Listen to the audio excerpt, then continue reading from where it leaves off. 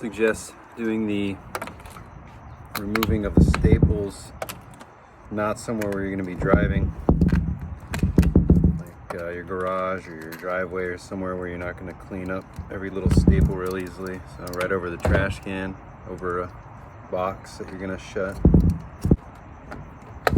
Just one at a time.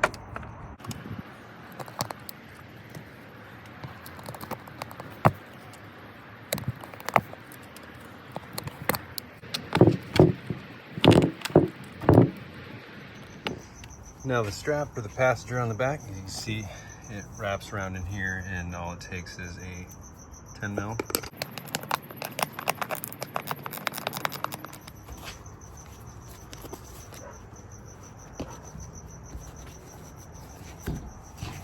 You see the pad exposed.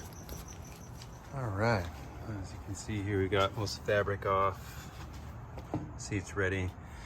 We've got most of the staples out, but we will get the little leftover ones here when we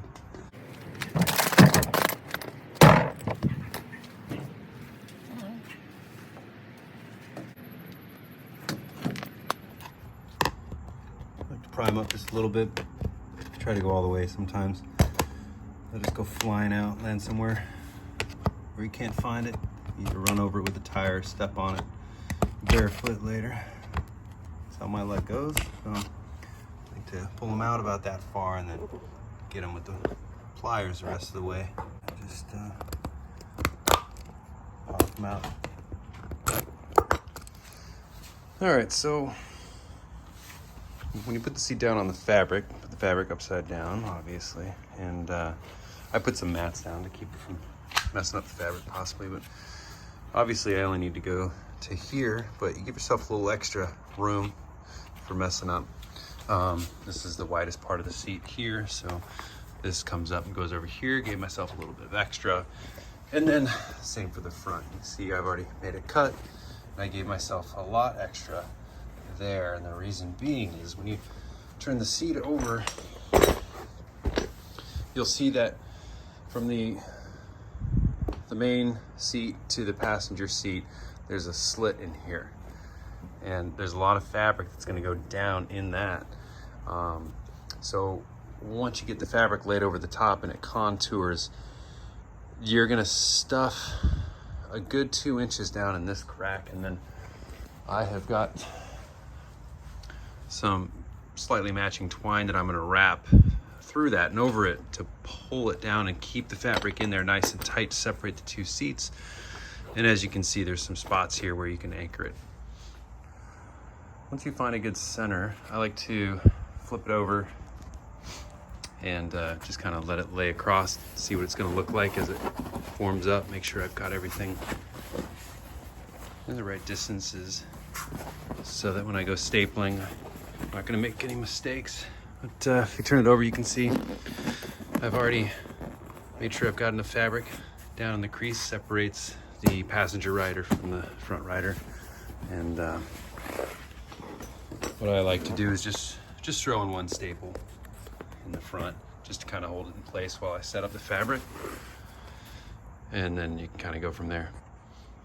So once you've put your staple in, flipped it over, tested out your fabric lengths, widths, and the amount that you have your crease kind of set up, you can go ahead and kind of start folding your fabrics in and cutting the excess that you need if you need to.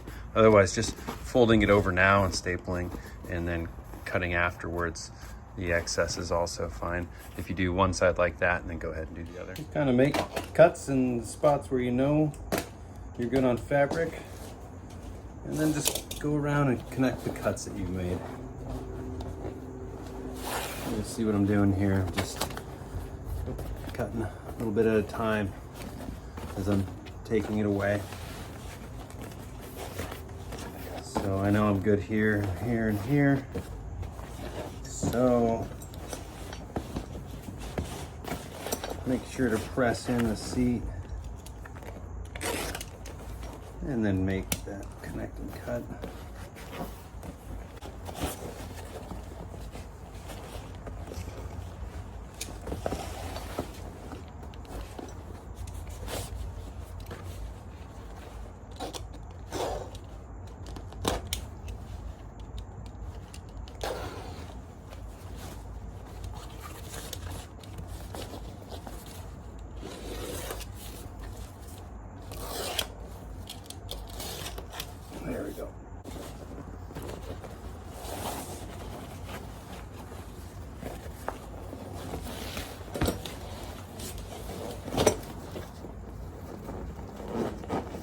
shove that twine way down in there to help create that crease that you need.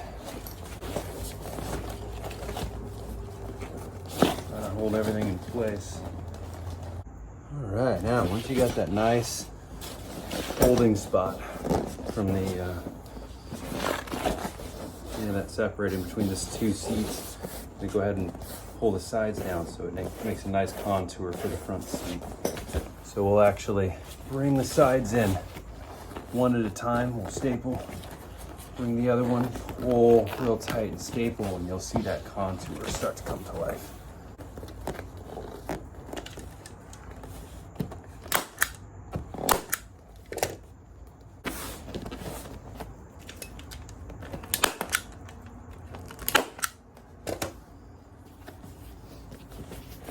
Now you'll see it's starting to make its form here, and what you'll do is you'll pull in the other edges as well.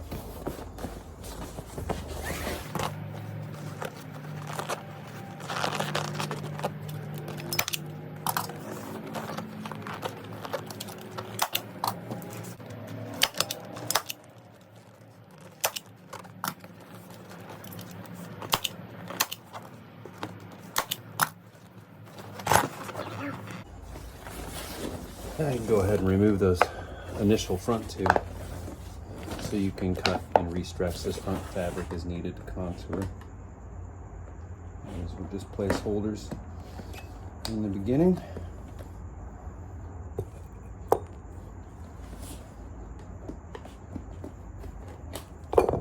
All of these are really placeholders, so you can go back through later and make adjustments as needed. Because right now we're putting in the very minimum amount of staples just to hold the fabric in place. Is tiny folds up in the front. I can hold them before I staple them here. So I'm folding here, and I'll staple those. And what that does is it takes out the creases on the top. You want to pull it as tight as you can and make sure the folds are really only seen in the back part of the seat underneath. The harder you pull, the better that outcome.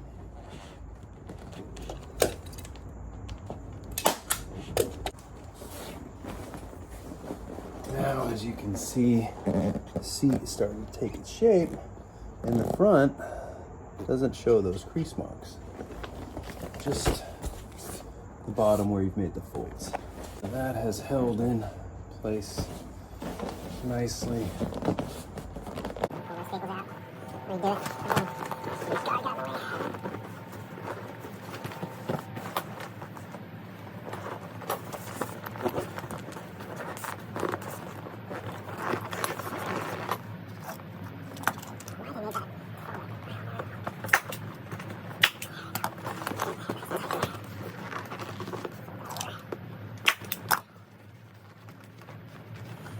Pull some of these other temp staples out.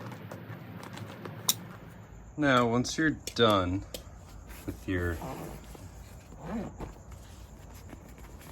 I guess, temporary staples, but once you've kind of found a good pattern, how you want it set up before you start forming this to the contour with a little heat gun and a little bit of extra stretching, you can go ahead and trim this excess like you can see I did here,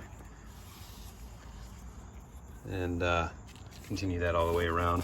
Just helps make it a little bit more manageable as you're stretching. Now that you've cut away the excess, you'll see you can pull little bits here as you staple. And in some cases, while you're pulling, you can even, as you press the gun in, you can push it slightly up. You'll see you can create tension that way.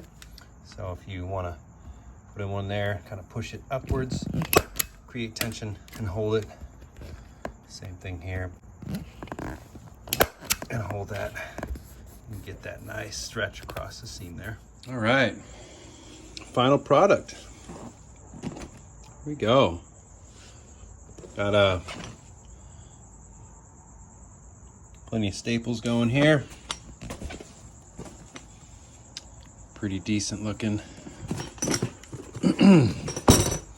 There it is.